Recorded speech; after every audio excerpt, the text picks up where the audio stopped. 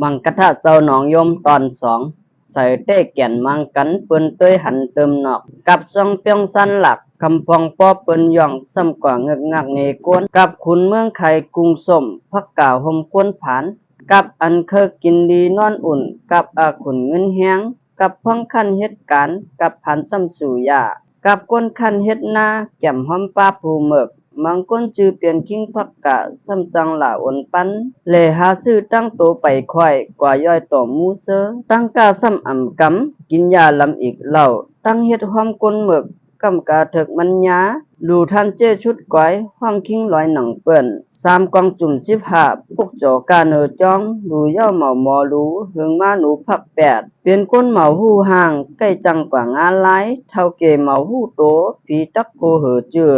กับคุณเมืองปึงค่าเหมาจังว่าสอนกันก้อยแก้มกวักเก็บกินกำชินอ่ำมีมันเป็นคุณเหมาหลูที่เครื่องจัง20ป้าเป็นเจ้าเหมาหลูเจทำก้อมมีเปียกเปิง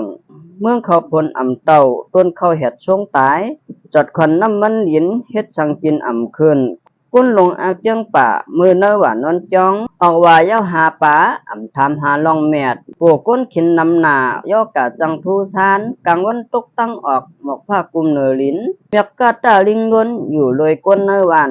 นูกินหางแมวเท่าหมักน้ำเต่าต่อเมืองกับจังไรโกก้อยเกี่ยงเห็นไรโกมุนโตเสือไปแมบเต็ดงูโกเข็ดป้อเหงาลูกอ่อนเตเปียนขุนเจ้ามุนเตมักเล่าปันเมืองศาสนาฮอดถึงขาปันไหนลูกอ่อนรัดก้อมเผาไอสันเนาขึ้นกาปันกุ้นเมืองไหลสันหลักนกกับหมักเสียนตกไก่อ่อนเป้กินเห็นเมืองป้อเย็นจอดจึงปลาแทบเป้กินม่นน้ำแตกหนตั้งตึงหนูอ่อมเป้กินแมวเมืองเหม็นแค้วกว่าเสียง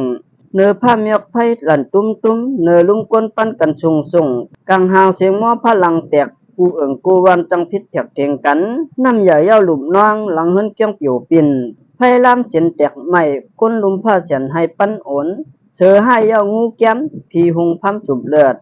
ปันอันก้นไหลเลี้ยงมิกษาเยลาเยเข็นหนาหันซาน